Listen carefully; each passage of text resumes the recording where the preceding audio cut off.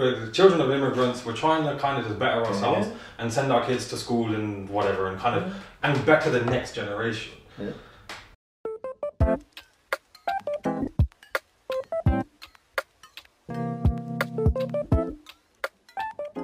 And everything that you seem to be saying is basically your parents were working hard, and most of the problems that were being kind of forced onto them were actually because of this shitty system. Doesn't it just make sense to just scrap the whole thing and just start again? Just be like, F it, the system don't work. You'd like to think so, but they are wedded to the idea of keeping it. And I think they've just they've put an extension on the current system license while they try and figure out how to get another system in place and for when they can get one in place. So they're still running with it. How confident do you feel that your claim will go like all the way, so to speak? At this minute, I'd say it's 50-50.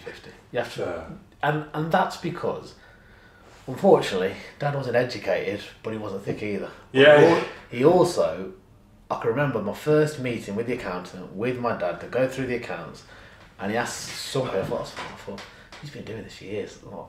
And then it was evident that Dad basically knew what he was earning, knew what he should have been left with. Anything that was in between, he weren't bothered about. Yeah. So it was what it was.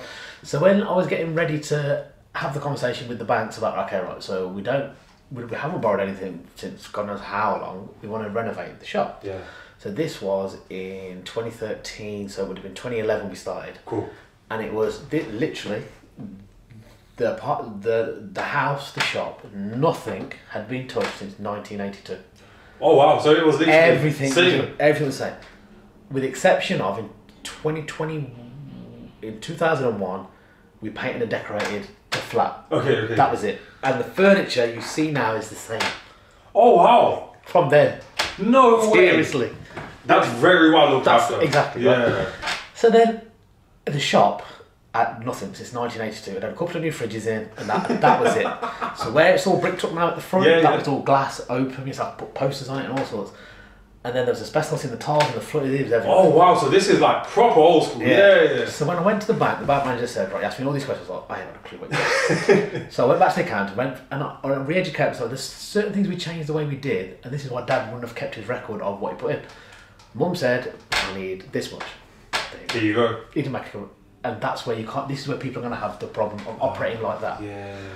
So from that, when we did the renovation work then in 2013, we had one issue then with the post office, which is what led to my disagreement with them. Okay, yeah. Was because of that, and that was to do with they took all the post office stock away, bought it back, and then tried to charge us for the stock again, even though they took it away and bought it back. Oh god, I honestly feel for how frustrating it must be for you guys. Yeah. So that happened, and then that was about £5,000 worth then. Bloody hell. Just in stock value of what they took, and then bought back up their and own trying stock. to charge you again, bringing it back. Yeah, so that was then. So that's what we invested then. Yeah. So now, like I said before, we've got one last major thing we want to do now. Yeah. So we did the development downstairs, cost us 100,000 then in 2013. Yeah. So to do the same work again is about 180. Oh wow, yeah. That's the first quote I've had. Yeah. Like, roughly. Yeah. So we thought, right, okay, so we spoke to the bank, got a rough idea. Obviously, we had the problem with Liz Truss's interest rates. So that kind of slowed us up now. So we're in the process now. We've got pre-app planning to develop the site. Yeah. And then the question is, what do we do then? Do we just build all the flats that we can get planning for? Yeah. And then lease the shop, run the shop, renovate the shop, and that's right. That next final stage in terms of right, Mum would be ready to retire in that sense. Then what do I do? Do I run it? Do I carry it? And this is kind of where we got to. In terms of that's where the whole account side of the argument was coming in and understanding it all. But now I know where we need to get to and how to do it all. Yeah. I haven't had the conversation with the banks. I know what they're going to say based on our accounts currently, because obviously the interest rates have took out all that headroom. So we go again, you see, on that side. So that's where the next set of investment will potentially be in the next couple of years. Bloody hell. Yeah. It's a long, hard one. Yeah. Let's say you guys get the shop renovated. I don't know. Let's say you make these into flats. Your mom gets to retire. You guys can live off the rental income. and you lease the shop or sell the shop to someone else, right? How would you feel at that point, getting rid of the shop after it being in the family since 1982?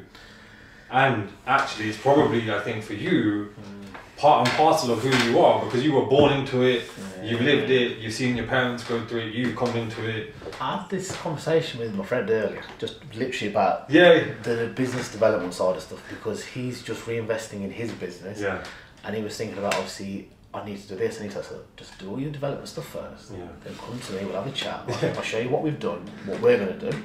If you can get your capital, or you can get your equity out and invest it and get yourself some passive income, that'd be great for you.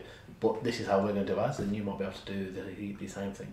And while we were having that conversation, I was sat and I spoke to 3 customers I haven't seen for ages. And that's the bit I'll miss. It's people. It's just the people, isn't it? Yeah, the community. Yeah, that's what it's about. Like, we do a lot for charity, a lot for community. The stuff I didn't realise my dad did until he passed away.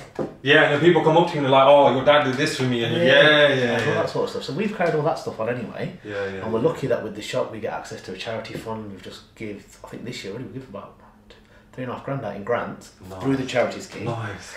But it's stuff we're able to do through the business. I'll miss being able to do that, but I want to still. The headache could definitely go for 100%. But in terms of what it's allowed us to do as a family, what it's allowed my family to do, we've had a good life out of it. I'm not going to lie. We've been fortunate, but the thing that I take most from it is how many people we've managed to help along the way as well. Not just us being able to earn from it, it's what we've been able to do for other people as well. It's not just feeding yourself, you're feeding everyone along the way that comes through. I'll tell you what, COVID was a good example, and I said to somebody, one of the problems you've got is all these Hooray Henrys have come along willing to help and do something. It's great.